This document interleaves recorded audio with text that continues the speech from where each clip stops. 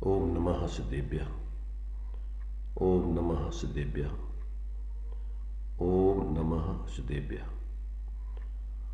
मंगलम भगवान वीरो मंगलम गौतमो गणी मंगलम कुंद कुंदात्यो जैन धर्मोस्तु मंगलम सर्वमंगल मांगल्यम सर्वकल्याणकारकं प्रधानं सर्वधर्माणां जैनं जयतु शासनं जैनं जयतु शासनम्। पंचाध्यायवयवं मम कर्तुर्ग्रन्थराजमात्मवशात् अर्थालोकनिदानं यस्य वचस्तं स्तुवे महावीरम्। यह वितराग परमात्मा। देखिए, अपना विषय जो है बहुत गंभीर पंचाध्यायी के माध्यम से अपन ले रहे हैं। यहाँ चर्चा चल रही है अपनी गुणों के स्वरूप को समझने की। द्रव्य गुण पर्यायात्मक वस्तु होती है, तो यहाँ पहले अपन ने द्रव्य को सामान्य विशेष रूप में समझा, गुणों के स्वरूप को यहाँ पर अपन समझ रहे हैं। तो गुणों के स्वरूप को समझने में अपनी चर्चा यहाँ 155 नंबर के श्लोक के माध्यम से क्रम से चलेगी। गुणों को अपन ने यहाँ पर सहवर्ती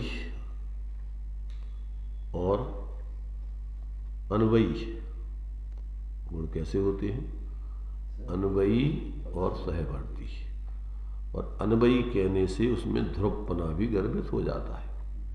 गुण कैसे होते हैं, जब अन्वयी कहेंगे तो अन्वय ध्रुव का लक्षण क्या है? ध्रुव की परिभाषा है प्रत्यभिज्ञान के कारणभूत किसी अवस्था के नित्यता, द्रव्य की किसी अवस्था की नित्यता को, तो उसमें नित्यता माने ध्रुवता, उस गुण की क्या बताई जाएगी? ध्रुवता भी है। काय की अपेक्षा? गुणपने की अपेक्षा। वह सहवर्ती अन्वयी, अन्वयी का मतलब होता है वही का वही, वही का वही मतलब ध्रुव, एक रूप रहने वाला। इसलिए जब अपन द्रव्य की परिभाषा करते हैं तो ध्रुव उत्पाद व्यय ध्रुव युक्तम सत सद्रव लक्षणम। द्रव्य का लक्षण ध्रुव नहीं है अकेला, द्रव्य का लक्षण उत्पाद व्यय ध्रुव तीनों एक समय में है। पूर्व पर्याय का व्यय, नवीन पर्याय का उत्पाद, और गुण पने से वस्तु ध्रुव, पर्याय पने से अध्रुव, क्योंकि दूसरा पहले लक्षण अपन ने गुण पर्याय व द्रव्यम कहा है। तो गुण और पर्याय दोनों द्रव्य का लक्षण है। द्रव्य का लक्षण अकेला गुण नहीं, अकेला पर्याय नहीं। इसी प्रकार ध्रुव में भी गुण आ गए, गुणों का समूह ध्रुव कहलाता है। गुणपना और पर्यायपना, तो पर्यायपना उत्पाद व्यय, क्योंकि उसको परिवर्तन बताना है एक के बाद एक, तो पूर्व पर्याय का व्यय होगा, नवीन पर्याय का उत्पाद होगा। गुणपना उसमें ज्यों का त्यों ध्रुव रहेगा। तो अब अपन जहाँ जिस तरीके से अपन को उस गुण के स्वरूप को यहाँ समझना है, तो यहाँ अपन को वो गुण कैसा होता है, अन्वयी होता है, सहवर्ती। गुण एक साथ रहते द्रव्य में। सहवर्ती माने क्या? पर्याय तो क्रम क्रम से होती है, और गुण एक साथ द्रव्य में संपूर्ण गुण सदा व्याप्ति हैं। तो ऐसा गुण में सहवर्तीपना, पर्यायों में क्रमवर्तीपना, और गुणों में अन्वयीपना, वही का वही, वही का वही, वही का वही, वही का वही, वही का वही। सहवर्ती और व्यतिरेकी में फर्क है ना, अलग अलग। सहवर्ती का मतलब होता एक साथ रहना, अच्छा अच्छा। और व्यतिरेकी का मतलब होता अलग अलग। ये वो पर्याय नहीं है, ये वो पर्याय नहीं है, ये वो पर्याय नहीं है। तो ये उसमें अलग अलग भिन्न भिन्न पना हो गया। यहाँ एक साथ पना और सहवर्ती पना, पर्यायवाची है? सहवर्ती और एक साथ माने पर्यायवाची। हाँ, तो वही कह रहा है कि एक साथ रहते हैं और क्या कहलाती है वो? सहवर्ती कहलाती है। और पर्याय क्रम से होती है, व्यतिरेकी कहलाती है, एक के बाद एक साथ नहीं रहती, एक के बाद एक होती है। और गुण चूंकि कैसे रहती? अनवयी होती है। अनवयी का मतलब आपको पर्यायों में बोई का बोई दिखेगा, बोई का बोई, बोई का बोई। जितनी भी पर्याय होंगी उनमें गुण की ध्रुवता भी बताई जाएगी। गुण की गुण पने की, देखो इसमें अपन को बहुत भ्रांति होती है। द्रव्य उत्पाद वे ध्रुव युक्तम सत है, अथवा गुण पर्याय रूप है। गुण की परिभाषा ध्रुव नहीं है, उत्पाद में नहीं। जिसने ध्रुव मान ली अकेली गुण की द्रव्य की परिभाषा अकेली मात्र ध्रुव मान ली तो सांख्यमति बन गया। उसने द्रव्य को सर्वथा नित्य ही माना, अनित्य नहीं माना, तो सांख्यमति बन जाएगा। एक ने अकेली पर्याय मान ली उसकी परिभाषा, तो बौद्धमति बन गया। पर्याय प्रति समय नहीं होती रहती। इसलिए द्रव्य की परिभाषा न द्रव्य है और न उत्पाद्य है या पर्याय है, ऐसा कहते हैं। न गुण है न पर्याय। क्या है? गुण पर्यायवत द्रव्यम। द्रव्य की परिभाषा गुण पर्यायवत द्रव्यम। इसलिए समय सार में जब द्रव्य दृष्टि कराई है तो उसमें 6वीं गाथा और 7वीं गाथा में एक में पर्याय भेद का निषेध किया है, एक में गुण भेद का निषेध किया है। क्या कहा? 6वीं गाथा समय सार की, क्योंकि पर्याय 2 प्रकार की होती है, या तो शुद्ध या अशुद्ध, या तो प्रमत्त या प्रमत्त। इसलिए द्रव्य न अकेली प्रमत्त पर्याय रूप है न अप्रमत्त पर्याय, और पर्याय मात्र भी नहीं है, इसलिए न प्रमत्त है न अप्रमत्त है। एक दृष्टिकोण पर्यायों का, पर्याय मात्र द्रव्य को मानना, इसका निषेध करने के लिए 6वीं गाथा लिखी है। और गुण एक एक गुण द्रव्य को मानना, उसके लिए 7वीं गाथा लिखी है। एक ज्ञायक भाव में द्रव्य आएगा। एक ज्ञायक भाव में द्रव्य का मतलब क्या होता है? द्रव्य का मतलब अखंड, गुण पर्यायवत द्रव्यम, अखंड द्रव्य आएगा। हाँ, शांति से समझो। द्रव्य को अपन सामान्य विशेषात्मक कहते हैं। क्या कहते हैं? सामान्य विशेषात्मक, नित्य अनित्यात्मक। द्रव्य अकेला नित्य नहीं, अनित्य नहीं, सामान्य अकेला नहीं, विशेष नहीं।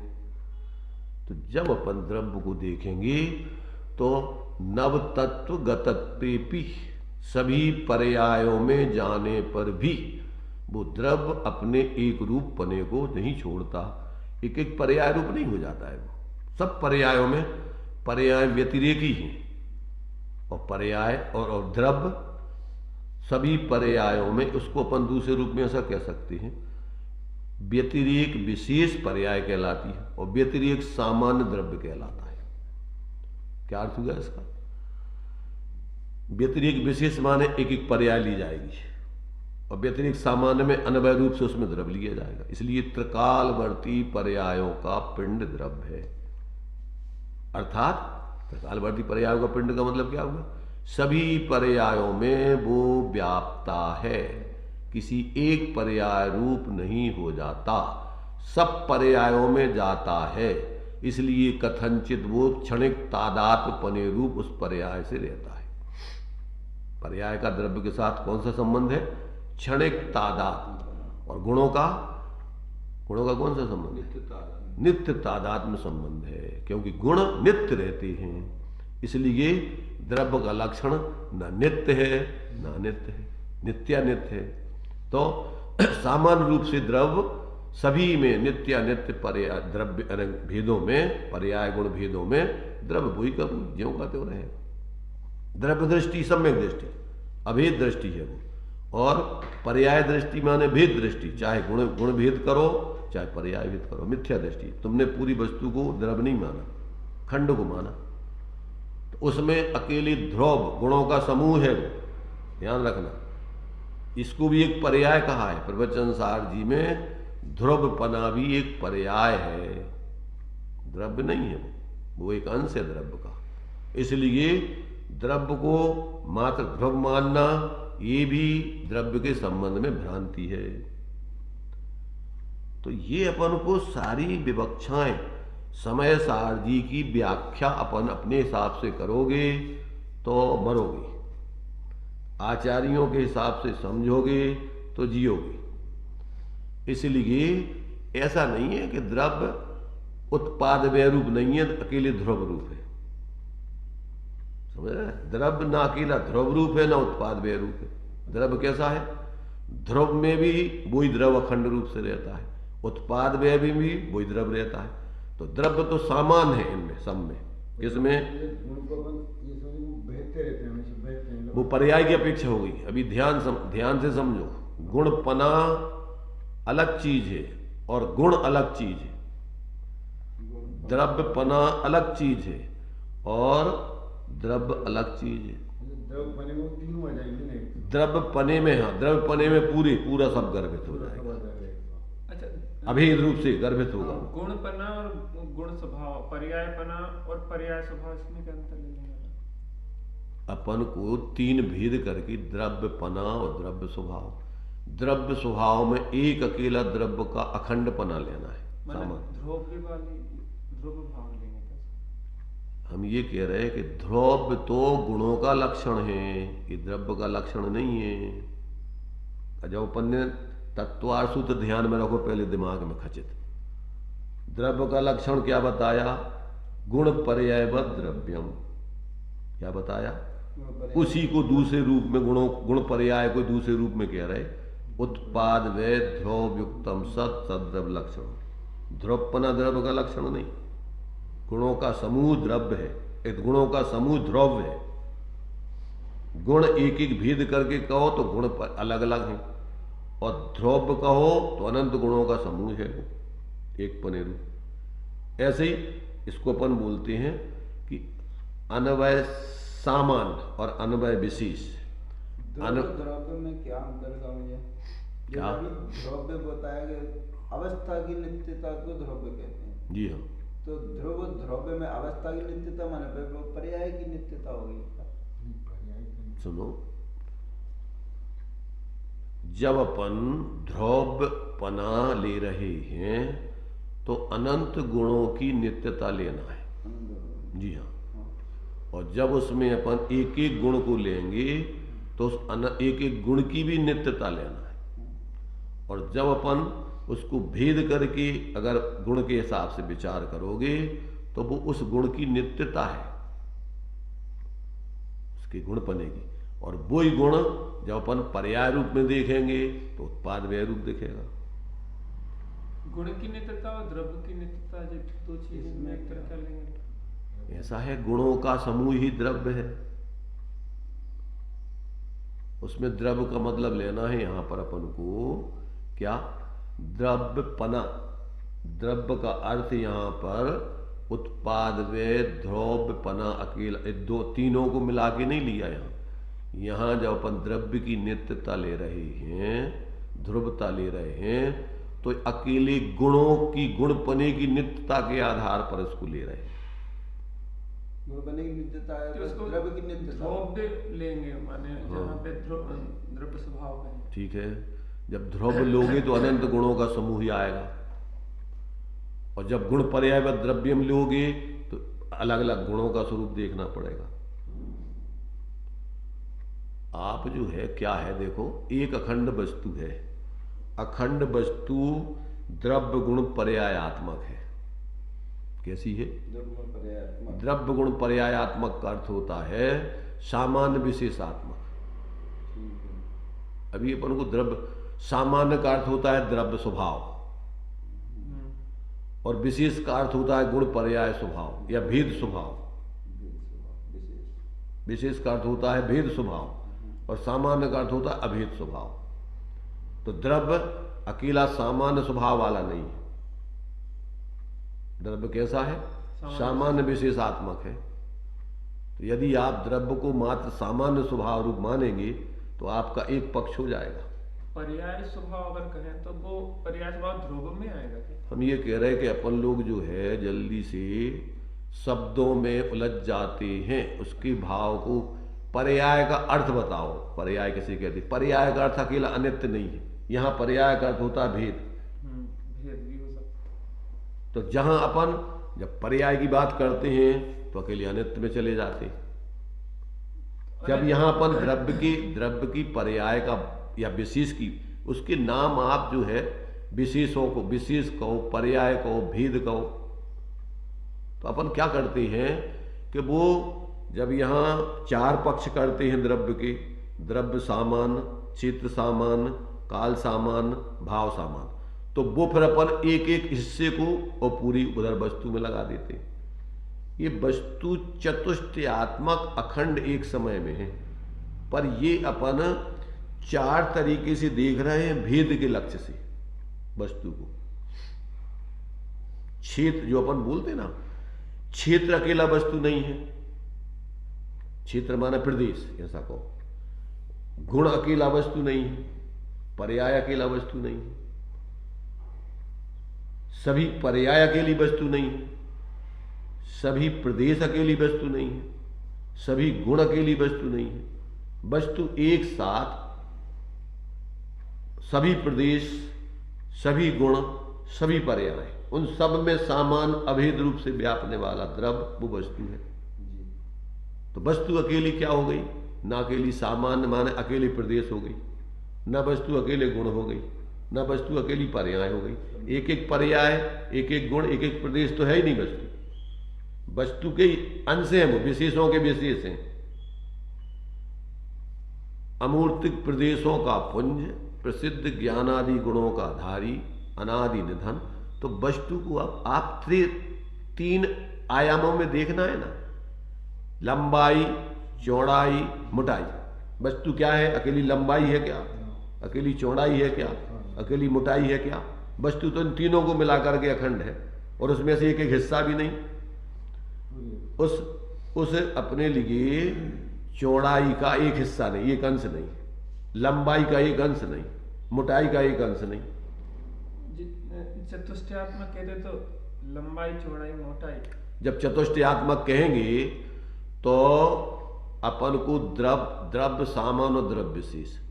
तो द्रव्य सामान्य में अखंड वस्तु आएगी, और द्रव्य विशेष में क्षेत्र आएगा, गुण आएंगे, पर्याय आएंगे।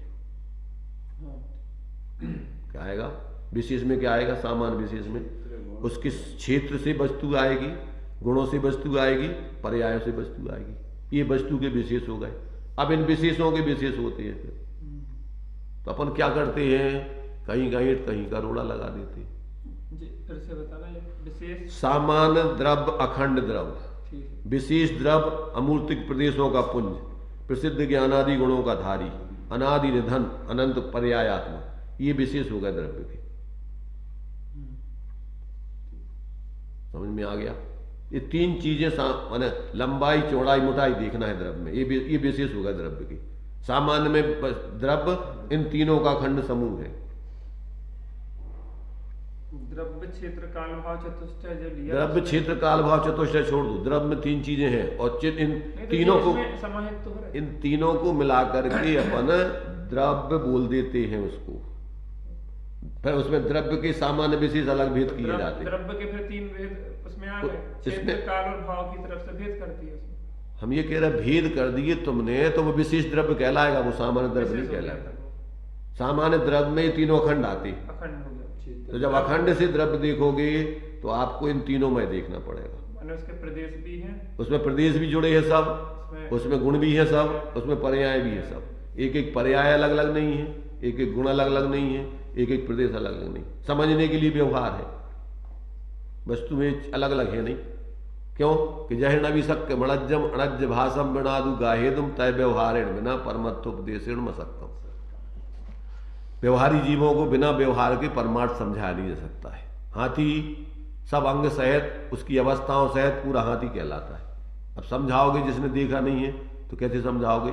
एक साथ उसकी सारी अवस्थाएं हाथीपने में व्याप्त होती, और उसके सारे अंग उस हाथीपने में व्याप्त होते। एक साथ आपको हाथी बताना है, कैसे बताओगे? जब तक आप व्यवहार करके नहीं कहोगे, भेद करके नहीं कहोगे, कभी अवस्था से बताओगे, कभी उसके भेद गुण भेद से बताओगे, कभी लंबाई चौड़ाई से बताओगे, तो क्या किस तरीके से बताओगे? अब वो अकेला हाथी नहीं है। ये हाथी तो भैया जब तुम देखो जैसा वैसा ही है, तो निश्चय तो अनुभव किया जा सकता है। निश्चय को बोला नहीं जा सकता है। इसलिए पक्षातिक्रांत अनुभव होता है, किसी विकल्प में अनुभव नहीं होता है। जब अनुभव करोगे तो वस्तु जैसी है निर्विकल्प होगी। ठंडाई पीना है तो आपके लिए फिर बोलना बंद, बोलती बंद। और बोलोगे जब तो क्या बोलोगे ठंडाई के बारे में? ठंडाई बोलोगे कि कुछ ना कुछ उसके किसी ना किसी व्यवहार से उसका कथन करोगे। बताओ, ठंडाई को बोल के बताओ। अब ठंडाई तो ठंडाई है, अवक्तव्य है, इसलिए उसको अवक्तव्य ज्ञान बोलो। वो तो वही है। तो ये जो है बड़ी समस्याएं खड़ी हुई हैं आज। इस सारे के सारे पक्षपात खड़े हुए हैं अज्ञानता में, विकल्पों में। जब तक आप अभेद वस्तु का अनुभव नहीं करोगे तब तक तुम्हारा व्यवहार निश्चय के बिना, प्रमाण के बिना नए होते ही नहीं है। प्रमाण माने अभेद वस्तु का निर्विकल्प अनुभव, और फिर उसी प्रमाण में से सारे भेद प्रभेद कथन में आते हैं। प्रमाण सप्तभंगी कहो तो एक एक के कहने पर आत्मा ऐसा भी है, ऐसा भी, अब भी में और सारे अनंत उसमें धर्म विद्यमान है। पर अब एक एक गुण धर्म की तरफ से तुम भेद करके कहता उसको उस अखंड को बता रहे। शुद्ध नय का मतलब होता है अखंड द्रव्य की अनुभूति। शुद्ध नय कैसे कहते हैं? शुद्ध नय की परिभाषा बताओ। शुद्ध माने भी एक एक अंश नहीं, शुद्ध माने अखंड वस्तु। अखंड वस्तु की अनुभूति का नाम शुद्ध नय है। शुद्ध नय की परिभाषा बताओ मैं, शुद्ध नय कैसे कहते? शुद्ध नय माने अखंड वस्तु और व्यवहार माने खंड वस्तु। सीधा सीधा तो हिसाब है। जब अनुभूति होगी तो वो अखंड वस्तु की होगी। लेकिन जब वो लक्ष्य करेगा स्वरूप का अनुभूति के, अरे भाई तो व्यवहार से वो उसको एक रूप वाली पर्याय का लक्ष्य करेगा कि हम कह रहे हैं कि ज्ञानियों ने तो ये कहा है, भावदीपिका में तो उसमें तुम्हारे से अनुभव प्रकाश में तो दिया है कि राग देश जहां हो रहे हैं वो सत्ता आत्मा है। कहाँ है आत्मा? ये जिसमें ये लहरें उठ रही हैं वो पानी है। तो ये अशुद्ध भावों से शुद्ध स्वरूप को दिखाया। 9 तत्वों में व्याप रहा हो, द्रव्य के नहीं व्याप रहा। द्रव्य काय में है? आश्रव में है कि नहीं है? पर आश्रव है कि नहीं है? संबर है कि नहीं है?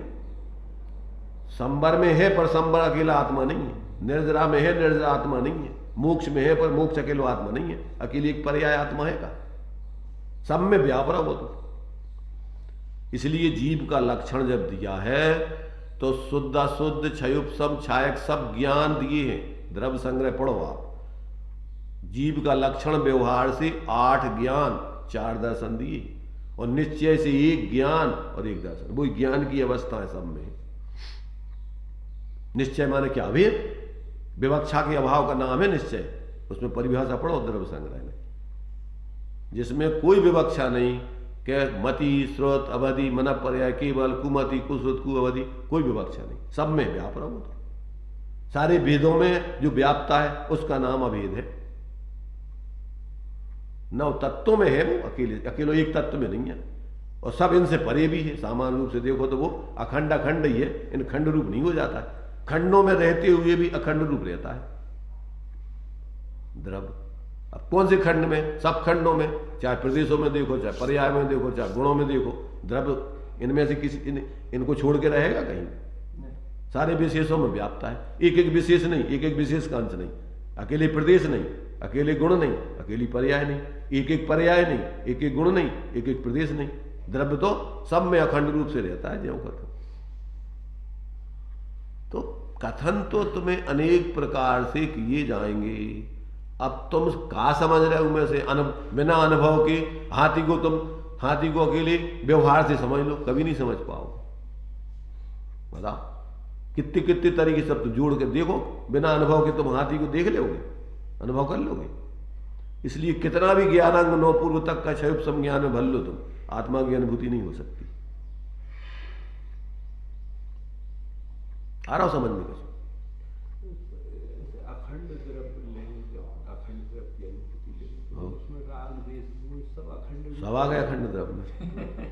पर राग, अरे भाई थोड़ा समझो। बुद्धि अपनी जो अपन ने धारणा बना ली है, शुद्ध द्रव्य अनुभूति, शुद्ध पर्याय अनुभूति है। एक एक गुण अनुभूति है। अकेली अशुद्ध ही का है तुमने ले नहीं, ये भी तो लेने अपन हो। शुद्ध पर्याय भी आत्मा नहीं है। नव तत्व गतत कही ना, संबर तत्व भी आत्मा है, निर्जरा तत्व आत्मा है, मोक्ष तत्व आत्मा है। कहते कौन में है आत्मा बताओ। जब अकेली अशुद्ध तो तुमने ले ली कि आश्रव आत्मा नहीं है, बंध आत्मा नहीं है, पर अकेली आत्मा संबर है, निर्जरा है, मोक्ष है, तो इनसे भी तो परे बताई आत्मा को कि नहीं बताई। अकेले आश्रव से ही परे बताई कि इन पर्याय से ही परे बताई।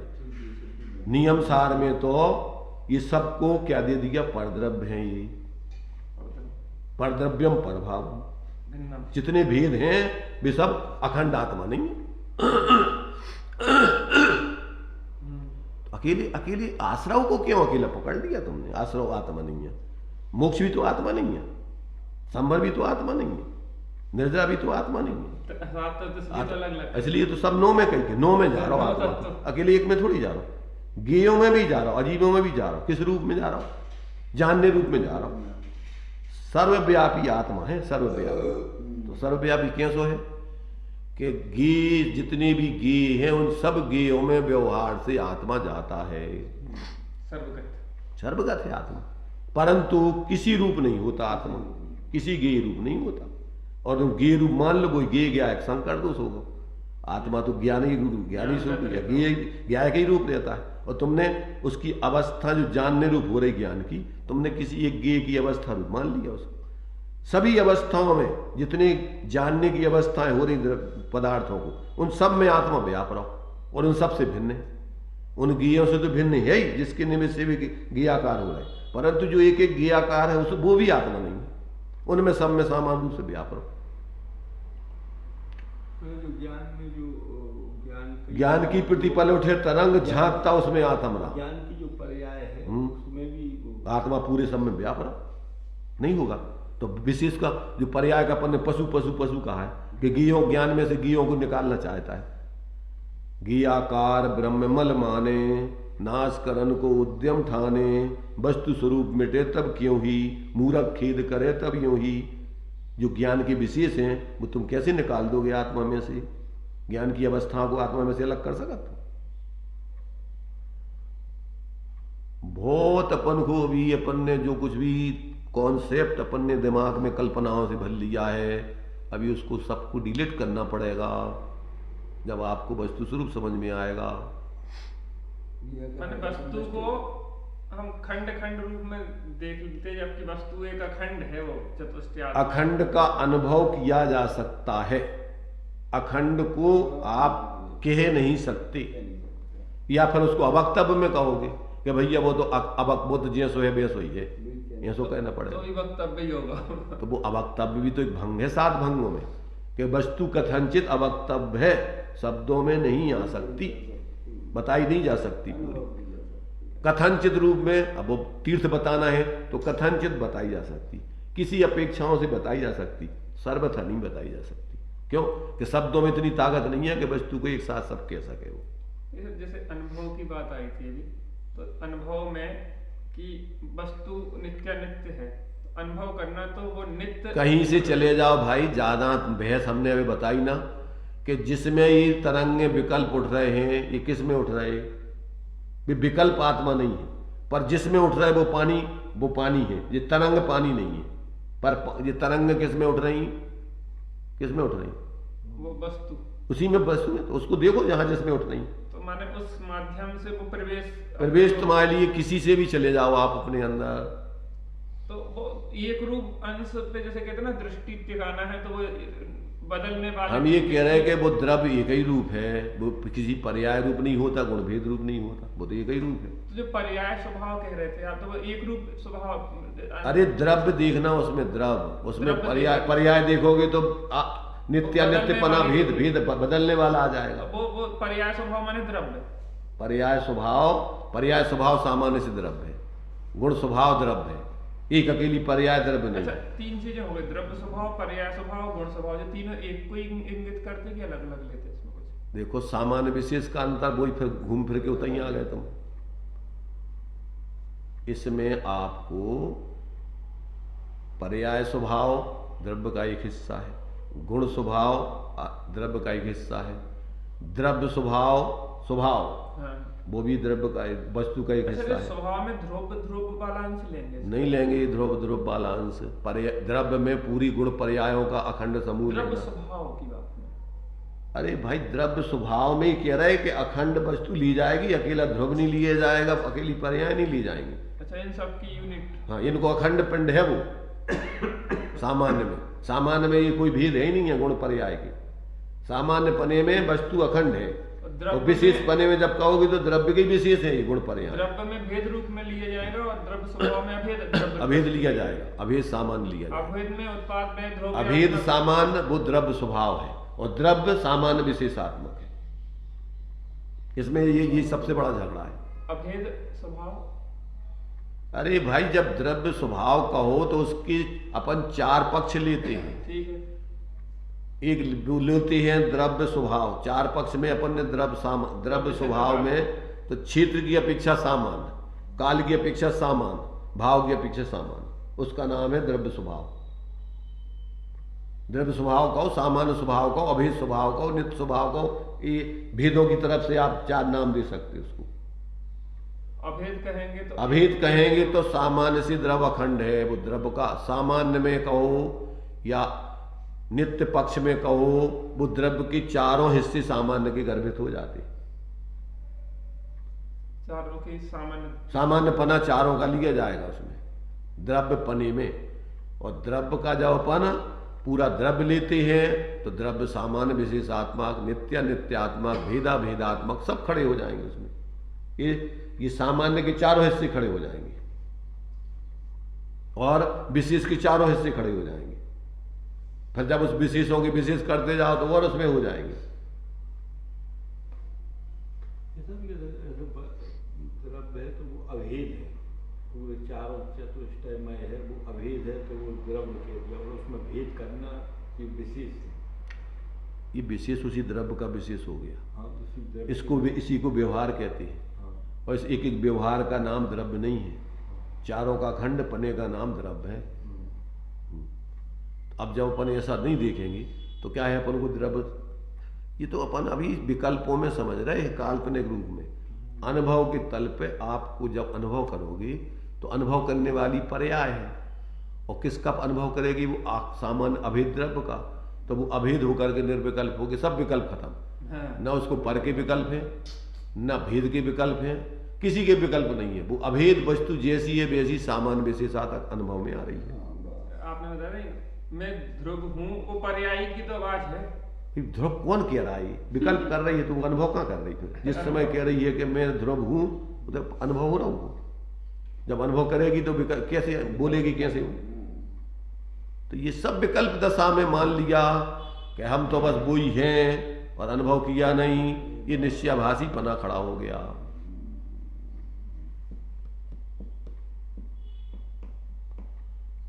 ध्रुव मान लिया, कछु भी मान लो तुमने कल्पनाओं में, अनुभव नहीं हो, तब तक आपको मिथ्या जाने वाला नहीं।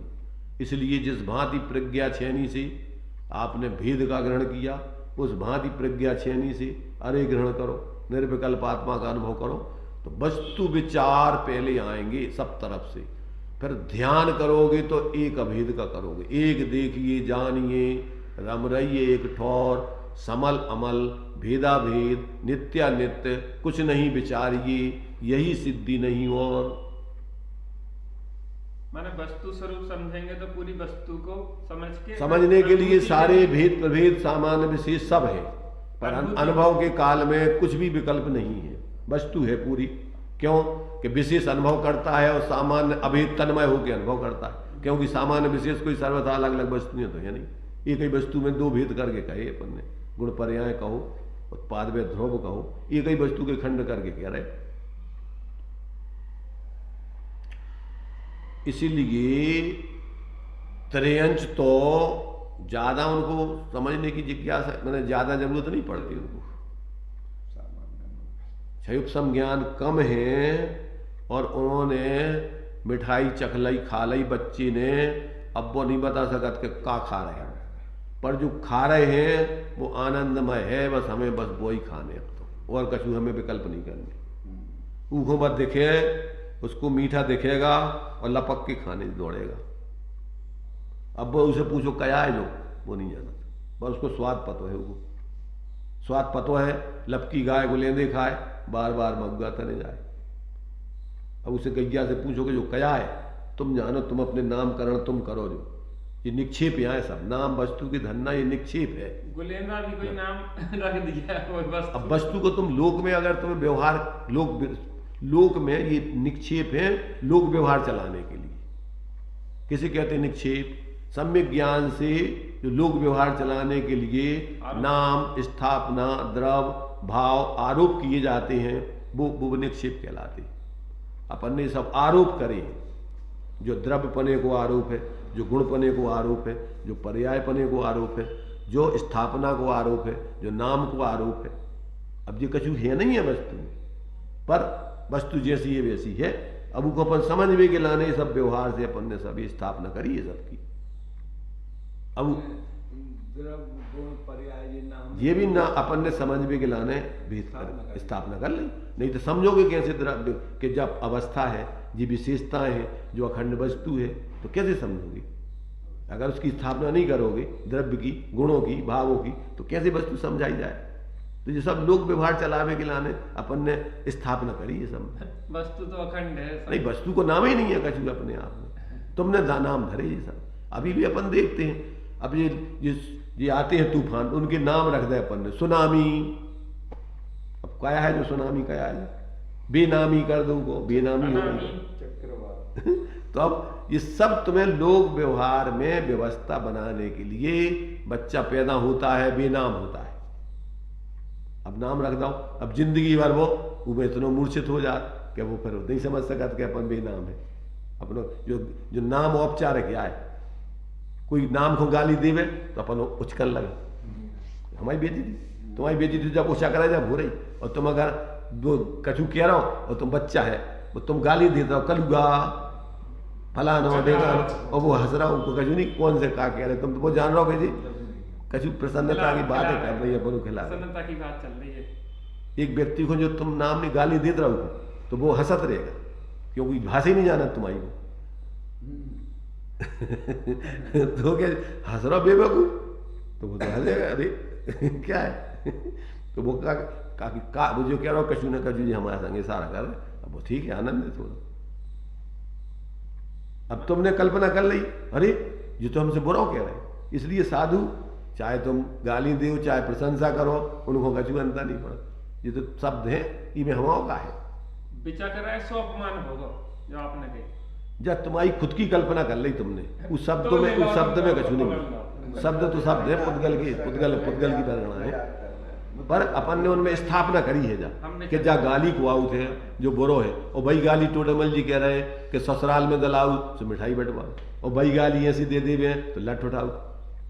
मुद्रा दिखती ना, ससुराल में गाली दे रहा तो गुस्सा में थोड़ी दे रहा हो, और गुस्सा में दे सकत वे जो बुलाई जाते हैं, अरे जो ऐसो जो हम ऐसे की मोड़ी खोल लेगा ई की काव कहें, सब ऐसी गाली, ऐसी नहीं जाती गाली बुलाई जात पे गाली दे भाई अलग आउट चमर आने की आउट है, जो जिनको गाली देवे की आदत है उनके लाने नहीं होती वे, नहीं अलग से बुलाई जाती। जेल लोग दे नहीं सकते ऐसी गाली, वो घर के लोग भी जाते हैं। अरे भाई तो वो एक अलग चीज है, बे गाली अलग क्वालिटी की, बे प्रशंसा जन्य गाली होती, और जो बुरी गाली है तो बे अलग प्रकार की होती।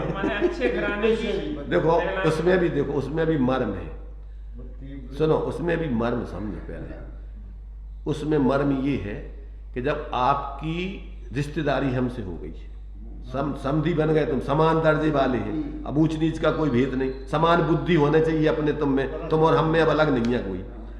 तो अब हमारी कोई भी व्यवहार तुम्हें बुरा नहीं लगने चाहिए।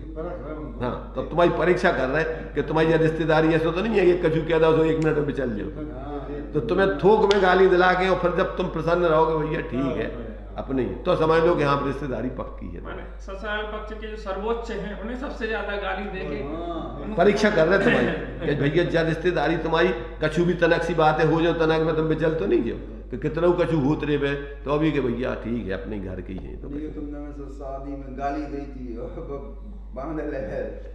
तो ये व्यवहारिक दृष्टि से तुम्हारी लोग पहले जो ये परीक्षाएं होती थी सब, शादी के समय बच्चों की लड़कों की कहूँ जूता छुपा रहे कछु कर रहा हो परेशान करते बहुत और में अगर वो कहोगे भाड़ में कहो नहीं करने शादी तो समझ लो कि अब जो रोई टिकने पे जा रहे तो वे सब उनकी सहेलियां उनको खूब परेशान करते हैं और वो फिर भी प्रसन्न होते जूता छुपा दे और उनको पैसा दे जात फिर उनको सब कुछ छुपाएगा पैसा दे। अच्छा तो ये सबरी तुम्हारी परीक्षाएं हैं उस खैर है समय। की परीक्षा।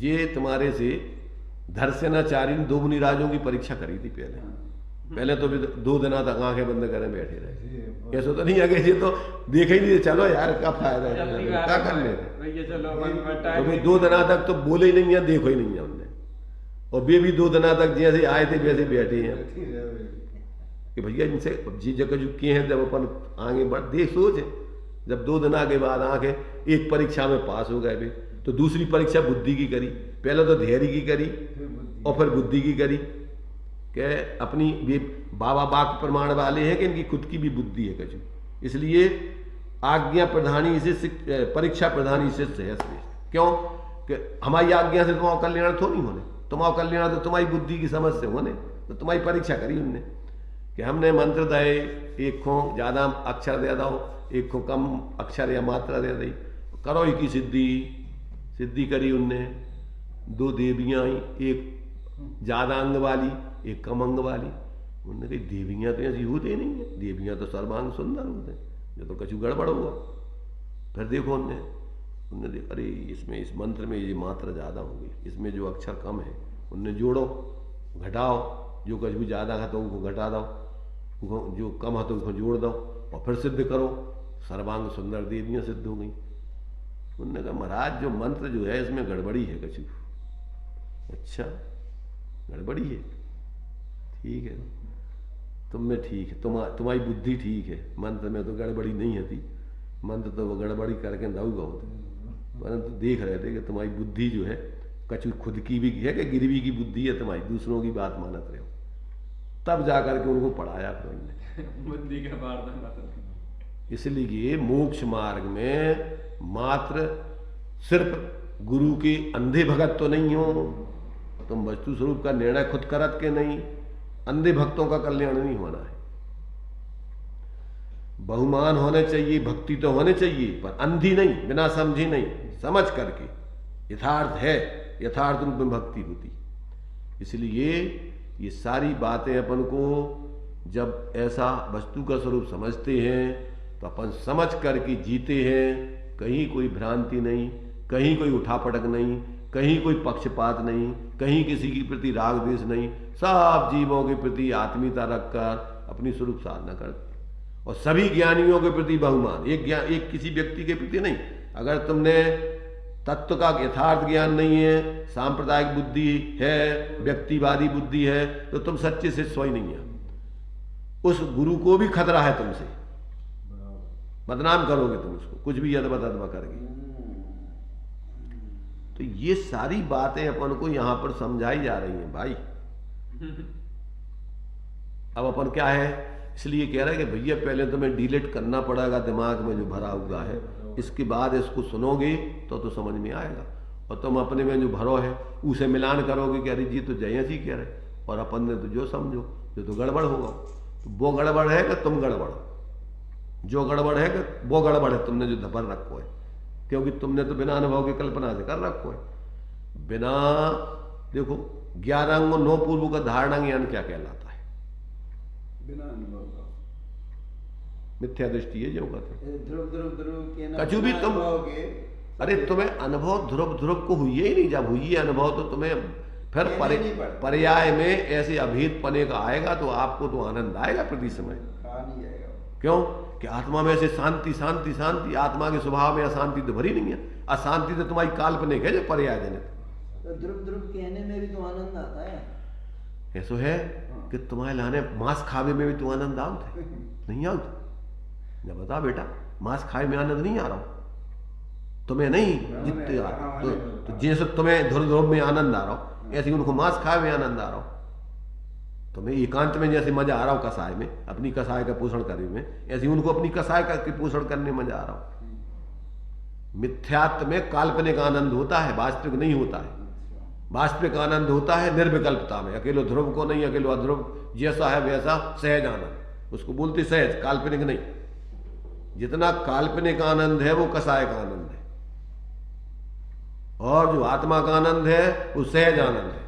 ध्रुव वाचक का वाच्य ख्याल में आना, वाच्य ख्याल में नहीं आना, अनुभव में आना। ख्याल में आएगा तो कल्पनाओं का आनंद लेते रहोगे। ख्याल माने विकल्प, ख्याल माने विकल्प, हाँ, अनुभव माने निर्विकल्प। ख्याल में लेते रहो, ध्रुव मैं तो ध्रुव, मैं तो ध्रुव, बस आनंद लेते रहो।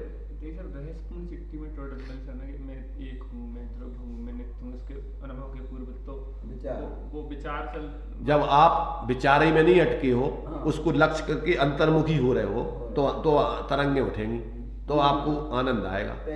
और तुम इतनी बैठे बैठे समुद्र में ठंडाई होती है, पानी में नदी में शीतलता होती है, उसमें बहुत आनंद आता है, तो कितना आनंद आ जाए तुम्हें। जब उतर में बढ़त जे हो नदी की तरफ और बढ़त बढ़त तुम्हारे पास पहुंचो तो तुम्हें ठंडाई को अनुभव आने लगेगा नहीं, थोड़ा थोड़ा, और तुम बैठे बैठे कल्पना करत रहो नदी को और आनंद लेते रहो, कितना आनंद आ जाए तुम्हें। वो कल्पना तो अलग चीज है, और स्वरूप की महिमा ला रहा है वो, अगर और पूर्वक स्वरूप की महिमा एक तो होती है सिर्फ पूरी विकल्पात्मक, और एक होती है स्वभाव की तरफ झुक करके, झुकने के लिए आपको वो बताया है, ना कि कल्पना करके आनंद लेने को। स्वप्न में भी अपन को यथार्थ जैसा लगता है, नहीं लगा? जैसे भोग आप यहाँ दिन में खाते हो, ऐसे स्वप्न में भी आप भोग करके आनंद लेते हो, वो कैसा आनंद है। स्वप्न में भी अपन को जैसा दिन में खाने का आनंद आता है, स्वप्न में आता कि नहीं आता है? स्वप्न में भी हो वैसा आनंद आता कि नहीं आता? बिल्कुल। क्यों? अरे भाई, स्वप्न में खाते हैं जो, और जिनने खाया है, और अपन ने भी खूब स्वप्न में खाया होगा। स्वप्न तो देखते ही रहते ना अपन, क्या कर रहे हो। और जो अभी अपन 24 घंटा जो अपन देख रहे, स्वप्न ले रहे, ये क्या है सर? जो अपन को भोजन करत हैं, और अपन को तो भैया जी में मजा आउत है। कौन से भोजन में मजा आउत? कौन में आउत? अपनी जो रुचि है जिनकी, जो कोई को मीठा में मजा आउत, कोई को नमकीन में मजा आउत, कोई को चिरप्रे में मजा आउत, सबके अलग अलग मजे देवे की। तुम्हें है मजा? तो कौन सा मजा आया? विषयानंद, जो भी तो आनंद है, तो जो काल्पनिक आनंद है, इसको अपन इंद्रिय सुख सुख नहीं, सुखाभास है। जैसे वो दूर से अपन को हिरण को पानी दिख रहा है, पर आभास है, वहां पानी है नहीं है। ऐसे ही अपन 5 इंद्रियों के विषयों में सुख है नहीं, ऐसा भाषित होता है, और ये भ्रम है। ऐसे ही अपने स्वरूप के विचार में सुख नहीं है, विचार तो काल्पनिक होते, उसमें तो अपन को विकल्प है, आकुलता है, पर स्वरूप में आनंद है। तो जब अपन स्वरूप में विकल्प छोड़ के अपने ज्ञान में अभेद होकर ढल के उसमें जाएंगे तो आनंद आएगा। ऐसा ये सब जो टोटल मैं नित्य हूँ, एक हूँ, ध्रुव हूँ, तो ऐसा क्यों नहीं विचार किया मैं नित्य नित्य हूँ, एक अनेक हूँ, इस तरीके से विचार। अच्छा ये बताओ कि जो विचार कर रहा हो, जो अनित्य वालों कर रहा हो कि नित्य वालों का? अनित्य वालों। तो अनित्य वालों ही करे विचार, क्या नित्य वालों ही कर सकते विचार? ये कहीं तो विचार करे वो, और वो जब वो स्वयं अनित्य है तो वो अब वो अपने दूसरे पक्ष को विचार करे कि अपना विचार करे? जो ये बताओ, जो पति पत्नी को भोगेगा तो वो पति को विचार करेगा, पत्नी को विचार करे? जब भोगेगा तो पत्नी वो पति को भोगेगी तो पति का विचार करेगी, तो एक दूसरे का विचार तो होगा। तो पर्याय अपने द्रव्य स्वभाव का विचार करेगी, और जब अनुभव करना है तो उसमें तादात्म्य होकर के लीन होगी तो अनुभव होगा।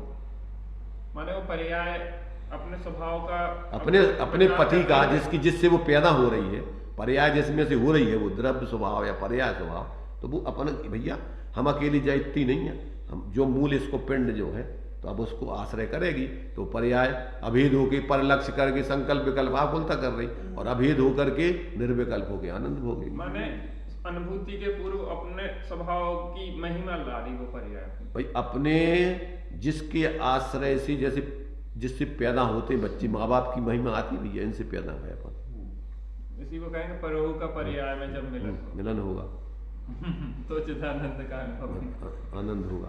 अब ये सारी बातें अपन को क्या है, अभी बहुत तरीके से जो अपन क्या होता है कभी कभी कि जो गलत रास्ते पे चले जाते हैं, फिर लौटने में बहुत तकलीफ होती है।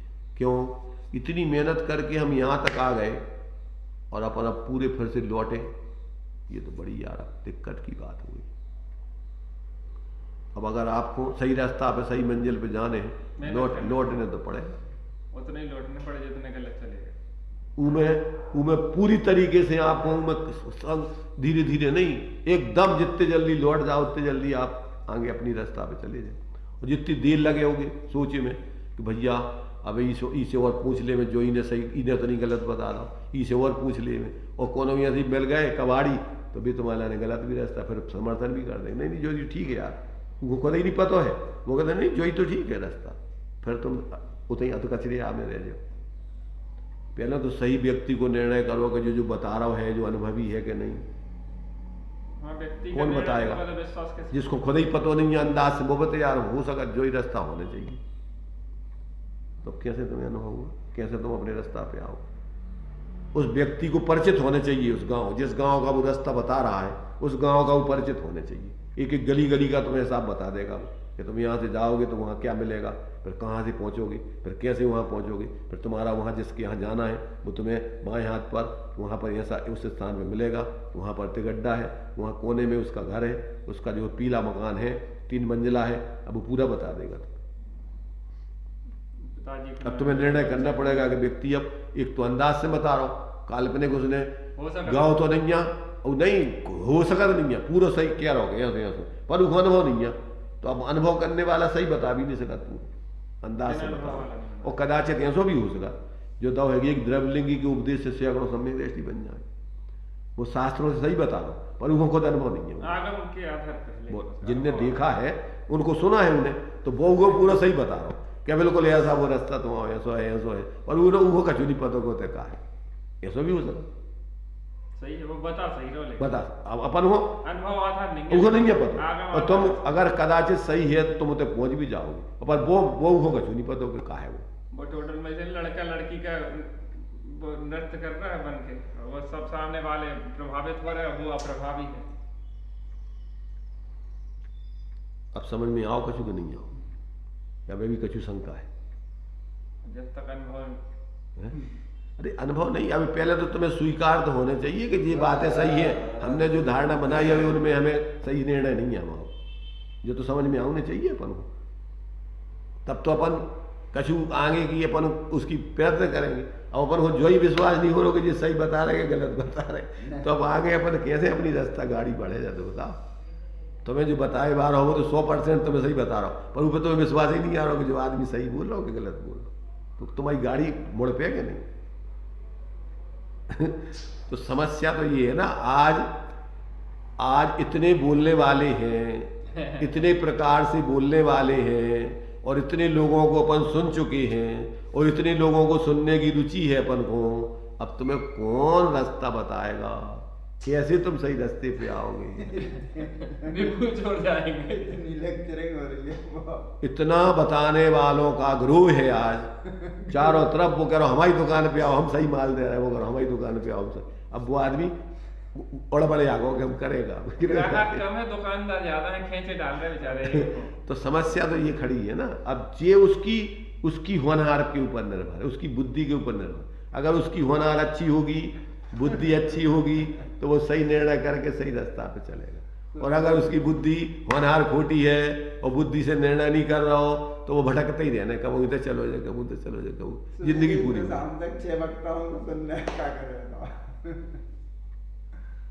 और इस काल में आचार्यों ने कहा कि कोई ज्ञानी होता नहीं पैदा, सब मिथ्या दृष्टि पैदा हो।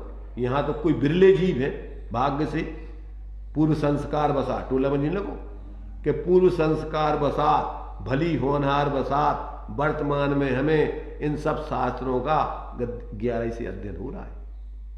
काहे कि पूर्व संस्कार और भली होनहार 2 चीजों का जोड़ लगाया उनने कि तुम्हारी होनहार अच्छी हो और पूर्व के संस्कार हो तो तुम सही बात को निर्णय कर पे हो, नहीं तो विभूत जियो सब इतनी दुकानें हैं कि जिसका कोई ठिकाना नहीं है। पंडित जी साहब ने लिया है जीवन में द्रव्य भाव न कर्म शून्य चेतन प्रभु जब से देखा शुद्ध परिणति प्रकट हुई मिटती पर भावों की रेखा। तो इसमें जो लिया गया वो किस अपेक्षा से लिया? किस अपेक्षा से? अपेक्षाएं तो बहुत होते, उनने पर की और विभावों का निरपेक्ष बताओ कि कि पर से विभावों से निरपेक्ष हमारा चैतन्य प्रभु है। पर भाव सुन का होता द्रव कर्म भाव नो कर्म सुन। जब से प्रभु देखा है तब से आनंद ही आनंद है। जो पर है अपन वो नहीं है और कर्म है अपन वो नहीं है। कर्मों के निमित्त से नो कर्मों के आश्रय है जो भाव होते विकारी अपन वो नहीं है। अपन तो चैतन्य प्रभु है, अनंत गुण धर्मात्मा, आनंद भोग रहे उसका। आवरण होते हुए भी निरावरण तो अब वक्ताओं की तो अपनी अपनी विवक्षा है। कौन सी विवक्षा से कह रहे हैं? आवरण है लेकिन निरावरण। आचार्य कह रहे हैं हम ज्ञान मात्र हैं, बस ज्ञान मात्र, हम तो बस ज्ञान मात्र आत्मा का अनुभव करते। तो अब वे अस्थि से अकेले एक गुण के आधार पर गुणी को ग्रहण कर रहे थे। तब ये तो वक्ता के ऊपर है कि वो कौन सी विवक्षा से कथन कर रहा हो। अब तुम नहीं समझोगे तो बे कछु कह रहा है, बे कह रहा है द्रव्य कर्म भाव कर्म नो कर्म से रहे थे।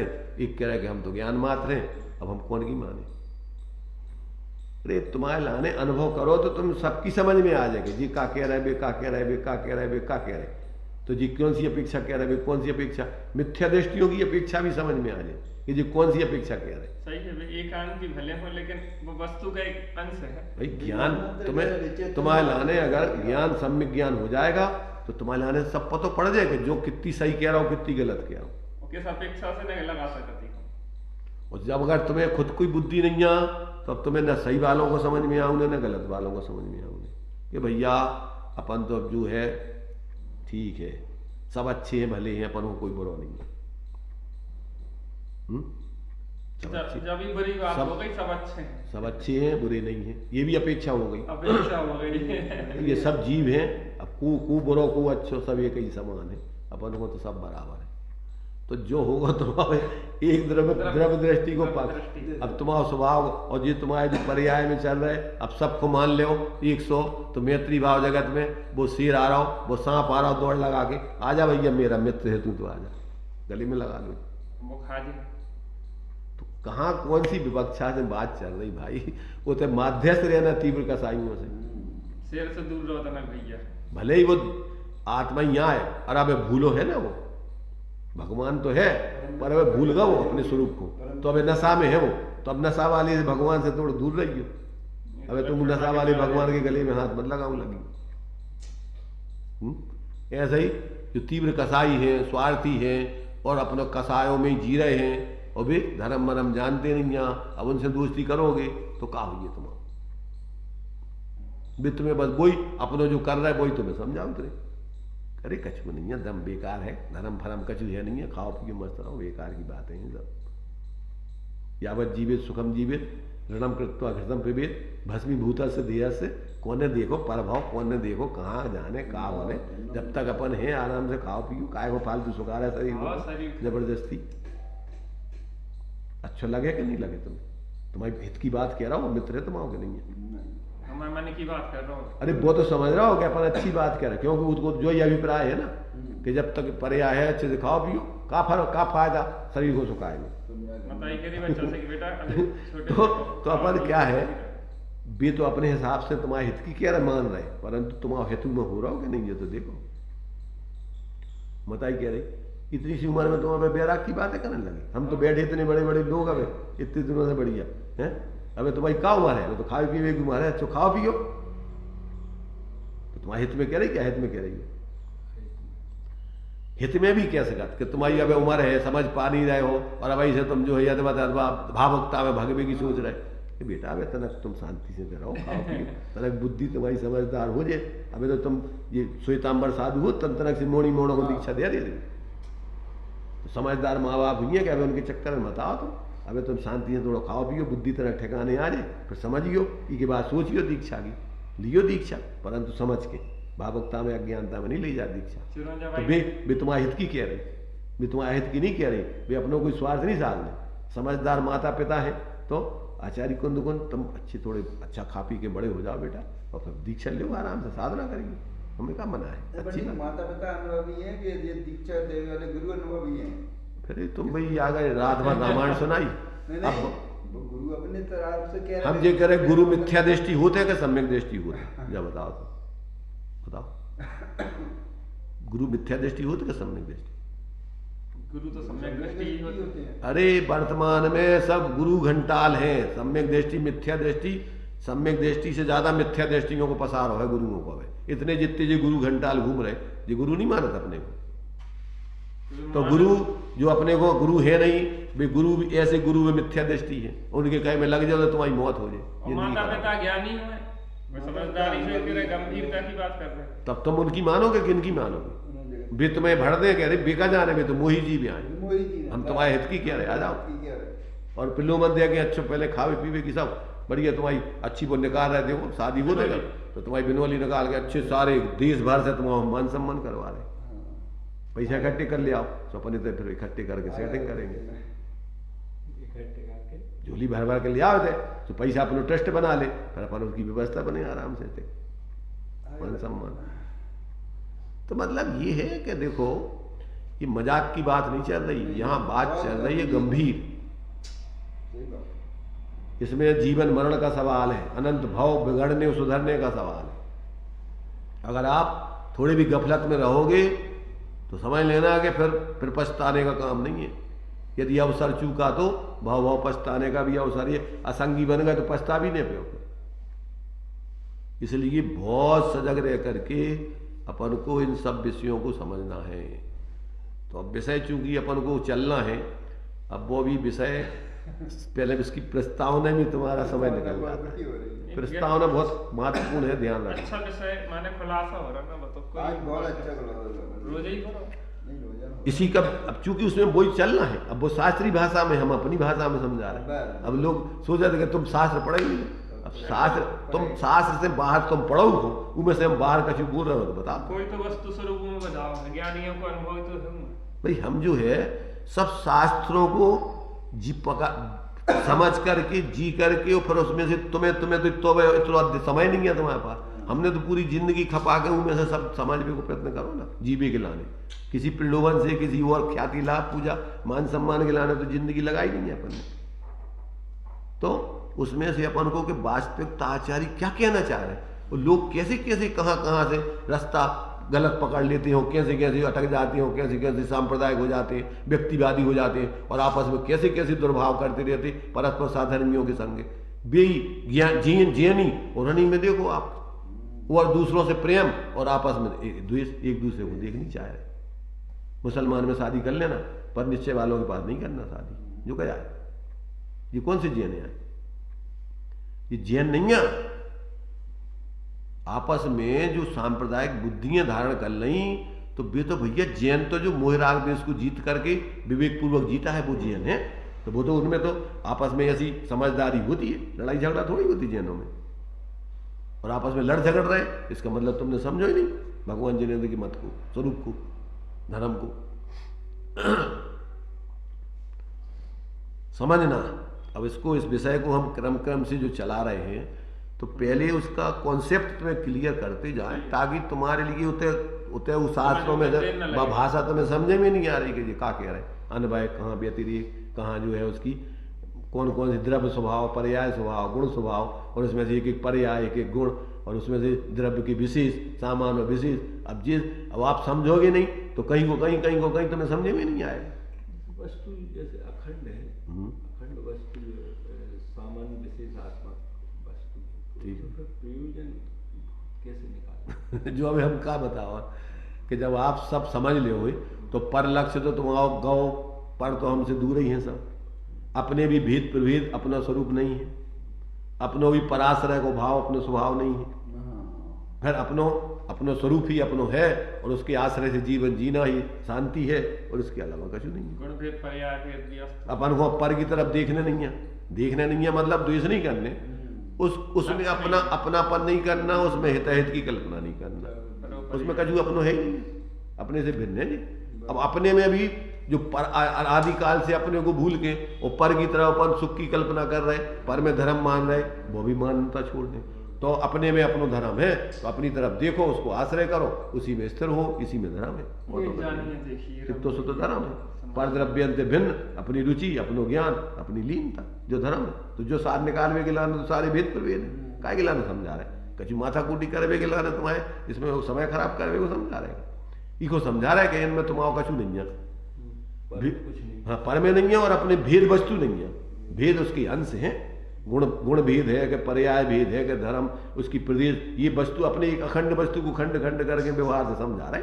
वस्तु तो अखंड है, पर सामान्य विशेषात्मक एक वस्तु है, तो उसको अपन अपने ही सामान्य स्वरूप को विशेषों में लक्ष्य करके और अभेद होकर के अनुभव करो, उसी में शांति है, और तो कुछ है ही नहीं अपनों। और इसके साथ साथ गुण स्थान प्रमाण, अब आप जब अपने स्वरूप के आशय से जियोगे तो अभी पूर्ण वितराग नहीं हो जाओगे, तो आप वर्तमान में भी आप विवेकपूर्वक प्रवृत्ति करोगे। जितना अपन को इस वर्तमान पर्याय में शरीर आदि, चूंकि अभी अपन इतने वितराग नहीं है कि अपन शरीर से पूर्ण निर्ममत होकर स्वरूप साधना कर सके उत्कृष्ट, तो अभी अपन जहाँ हैं उतने रह करके अपनी वर्तमान पर्याय की यथायोग अपने साथ में जो है उनके साथ रहकर एक दूसरे का परस्पर संयोग करते हुए आराम से साधना करो। काई में का परेशानी है, पर कोई न एक दूसरे के प्रति दुर्भाव करना, न अपने को ऊंचा नीचों को तुम नीचे हो। अरे भाई स्वरूप आराधना करो, ही में अपनो पर्याय में ऊंचो नीचेपन होते हैं और द्रव्य स्वभाव से सब समान ही है। तो जितनी जितनी तुम्हारी गुण स्थान प्रमाण साधना बढ़त जे, उसमें तुम्हारी ऊंचाई है, धर्म है, शांति है ज़्यादा। और वो नहीं करोगे तो कुछ नहीं है, भटकते रहो, करा सकते। तो ई के लाने अपन समझ रहे जो वस्तु स्वरूप काय को समझ रहे हो, इतना से तो काम है। और जब समझ में आ जाए तो अपन फिर किसी पक्षपात में नहीं पड़ेंगे, किसी व्यक्ति के पीछे नहीं लगे रहेंगे। कुछ व्यक्ति से थोड़ी तुम्हारा कल्याण, भगवान के पीछे लगे रहे वैसे कल्याण नहीं हो। तुम्हारा कल्याण तुम्हारे स्वरूप में स्थिर हो भी से लगने। भगवान ने यही बताई, जो जनवाणी कह रही, जो ही सब धर्मात्मा कहत के भैया शांति अपने में है, बाहर में नहीं है। तो वे अपन हो इसलिए उनको बहुमान आओ कि हमें अगर अपने साधना करने में अपन आनंद आऊ लगो तो अपन को बहुमान व्यवहार से आएगा कि अन्य अपन को जो रास्ता नहीं बताऊ तो अपन तो कैसे भटक रहे। तो उनके लाने उनके प्रति बहुमान आओ, पर उनके बहुमान से वो जा नहीं समझत कि इससे हमाओ का जो बड़ो होगा। ई के ये तो ई के अंदर को बहुमान है। क्यों कि जितने भी ज्ञानी होते हैं उनको अपने पूर्व ज्ञानी बताने वालों के प्रति ऐसी बहुमान आता है व्यवहार में। ये तो व्यवहार की व्यवस्था है। नहीं कृतम उपकारम साधवो विस्मरन्ति, किए हुए उपकार को सज्जन पुरुष भूलती नहीं। जब तक वे पूर्ण वितराग नहीं हो जाए जब तक उनके प्रति बहुमान आता रहेगा। पर वो जानते हैं कि जो अपना शुभ भाव है, सहचरभूत शुभ भाव है, तो ये सब उसके जीवन में पूरा संतुलन चारों अनियों का बैठता है। फिर उसका चरणानुयोग सम्यक होगा, उसका निमित्त नैमित्तिक संबंध से कर्मों का भी उपशम क्षय उपशम होता जाएगा, उसके उदय धीरे धीरे शांत होते जाएंगे, कर्मों की निर्जरा संबर होते जाएंगे, धीरे धीरे वो पूर्ण स्वाश्रय से संपूर्ण संयोगी भावों से रहित होकर अपने वो स्वरूप में आनंद भोगने लगेगा। बस खत्म काम। तो इनको प्रयोजन जो है उनका प्रयोजन ही को कछु प्रयोजन कछु एक दूसरे को कछु और कछु का प्रयोजन है उनको का ये कई प्रयोजन है कि जीव यथार्थता में आ जाए, शांति से जिए, इधर उधर की फालतू के फोकट के विकल्प छोड़ देवे। इतने से तो काम ही है। क्यों कि जो इस मार्ग पे आते हैं वे ऐसे ही होकर के जीते हैं, फिर शांति से, फिर ज़्यादा उठापटक फालतू के कामों में नहीं लगती, अपने समय को दुरुपयोग नहीं करते और ये चाहे के पीछे नहीं लग जाओ कि जो मिलो सोई के पीछे लग गए। अरे अब लगे, अब तो अपने साधना करने, और जो यथायुग साधक हैं उनके प्रति यथायुग बहुमान आएगा कि भैया अच्छा है तुम साधना कर रहे, बढ़िया, हमारे जो भी एक दूसरे का संयोग हो सकता है संयोग करते हैं। और काय प्रयोजन को बताओ, इससे ज़्यादा और कुछ समझो है तुमने तो तुम बताओ, इससे ज़्यादा कुछ प्रयोजन है धर्म को समझने को? भाई अपन धर्म समझ के धार्मिक बन के जिए, झूठे धर्मात्मा बने रहने का प्रयत्न नहीं करें। अगली बनावटी दिखावटी जीवन में धर्म में नहीं पड़े देवे। यथार्थता में जियोगे तो आपको कोई विकल्प नहीं, आप आराम से अपनी शांति से जियोगे। इधर उधर देखोगे ही नहीं, तुम रास्ता चल रहे अब कोका कर रहा हो, बेचाने हमें क्या लेना देना हमसे। अच्छा रास्ता चल रहा है तो अच्छी बात है भाई, हमारी अनुमोदना है, और नहीं चल रहा है तो भैया हम क्या करें उसमें। अगर हमारे पास आओ और कदाचित मान लो कि हम जित तो संयोग कर सके तो बता दें, और अगर तुम आओ नहीं और विपरीत रहोगे, दुर्बुद्धि रहोगे, तो हम तुमसे तुम्हारे पास काय को जाएंगे और काय को तुमसे बोलेंगे, हम अपना समय खराब करेंगे, बोलेंगे। जो मान लो तीव्र कसाएं हैं, उल्टी बुद्धि है, तब उसे तुम बोलो कछु चर्चा करो, उसे कछु प्रेम जुटे हो, उनकी संगे रहे हो, तो भैया दूर रहो इनसे, इनको रास्ता अलग है, इनके लाने अब संसार में भटकने की रुचि है, तो अपन को ठीक है, अपन को मध्यस्थ रहो, उसे नहीं बोलने, अपन को द्वेष बुद्धि नहीं रखना, मध्यस्थ रहो। तो भैया अभी की समझ में नहीं आ रहा, बच्चा जब बिल्कुल उल्टो हो जाए, तुम्हारी मान ही नहीं और उल्टे उल्टे कर्म करे तो क्या करनी, बच्चे को जबरदस्ती तुम पकड़े रहोगा, छोड़ दो कि भैया तू जान, तेरा काम जान, अब हम तेरे से हमारा कोई रिश्ता नाता नहीं है रखने हमें, मध्यस्थ हो जाओ। और उसका हित नहीं सोचोगे क्योंकि हाथ पाँव तोड़वा दोगे, ऐसा कर दो, कुछ नहीं भैया, तू जो करेगा सो तू भोगना, हम भैया हम तो यही सोचा कि भैया तेरा हित हो, तू सही रास्ता पे आ जा, तेरा कर ले। अब नहीं आएगा तो जबरदस्ती तो ला नहीं सकत व्यवस्था। सोचना आप कछु और कछु विकल्प हो तो और पूछ लो अपनी, फिर आगे की ये चले तुम कहोगे फिर आगे कछु चलते ही नहीं है। रोजिना को रोजिना मैं सुने भाई कि यार ये रोजिना भाई नहीं, बहुत सारभूत बात आ रही है उसमें, बहुत ग्रंथ का सार है पूरा, जरूरी है भाई। इतनी कोई बताने के लिए कौन थे ये तो बताओ सब। सबके पास टाइम है कहते तुम्हें स्वार्थ भाव से, तुम्हें कछु तुमसे हमें लेने देने थोड़ी है कछु, और कछु हमें अपनों कछु ख्याति लाभ मान सम्मान नहीं चाहिए। क्या चाहिए हमें तो एक जो है कि हमें जिन आचार्यों से महान पुरुषों से हमने समझा, तो भैया अपनों भी कर्तव्य है कि अपन भी उस परंपरा को लोगों तक सही पहुंचाएं। अब भी जाने उनकी होना जैसी अपनों कर्तव्य है, अपन ने रास्ता बता दो, बच्चे को अपन ने पूरा समझा दो। अब मान लो तो शाबाश, नहीं मानो तो भैया हम कोई तुम्हारे करता धरता तो है नहीं, मत अपना काम करो, आगे बढ़ो, उनकी होनहार का विचार करके समता रख के अपनी साधना करो, काम खत्म होगा। तुम्हें कोई शिकवा शिकायत नहीं रहेगी। जैसे भारत जी कहते थे कि देख भैया डॉक्टर योगेश, अंतिम समय तक मेरे लिए स्वामी जी कह रहे हैं कि तुमने समझाया क्यों नहीं जब तुम समझते थे इसको, तो हम तेरे लिए आखिरी संबोधन करते हैं, मान ले तो तेरा हित है, नहीं मान तो तू जान तेरा काम जान। अपन को व्यक्तिगत क्यों किसी के पीछे पड़ना है भाई, तुमने समझ लिया तुम जीवन जियो ना अपनो, तुम काय किसी के पीछे पड़ रहे। तो हमें अंत में अपने अंदर अपने से शिकवा शिकायत नहीं रहेगी कि तुम जानते सही और तुम्हारी जो मान सकत तो तुम एक बार तो बताते। अब हमने बता दिया, अब हमें संतुष्टि हो गई, अब तुम मानो तो ठीक, नहीं मानो तो तुम जानो। अब हमारा विकल्प खत्म होगा, ये तो हम अपना विकल्प हमने तोड़ दो, बस खत्म। हमें सलाह नहीं रही अब कि भैया तुम कम से कम तुम्हारे संग है तो तुम्हें मानत हो तो तुम तो बताओ दे कम से कम। जो दो है कि ज्ञानी गुरुओं के पास शिष्य रहे और उनके लाने तुम गलत बात को उसका समर्थन करत रहो, और तुम ही से नहीं बताओगे जो हम ही को बते हैं तो जो हम हमारे संग से भग जाए, हमें नहीं माने, हमें नहीं पूछे, तो तुम तो शत्रु से भी ज़्यादा, दुष्ट से भी ज़्यादा खतरनाक हो। इस पीड़ुवन से नहीं बता रहे, ऐसे में उसको मरण हो जाए, तुम जिम्मेदार हो, तुम्हारे तो उसने समर्पण करो तो तुम्हारी जिम्मेदारी बनती थी, उसकी गलती बता दे, तो माने नहीं माने वो उसकी जिम्मेदारी, उसकी गलती का पोषण नहीं करना। तुम समय बहुत हो गया है, बोलत चलो चलता रहेगा।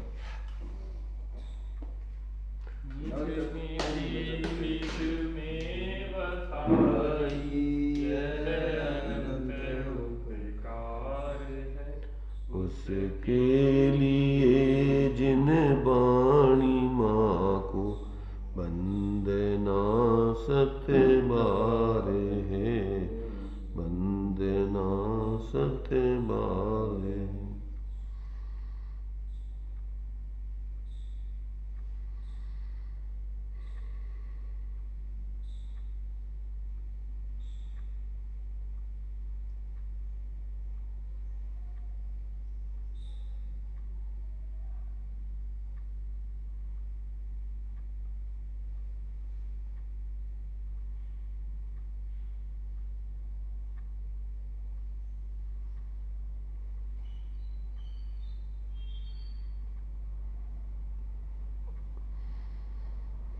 द्वादशांग निर्वाणी माता की जय। मंच पर आप जिन बंद कर दिए।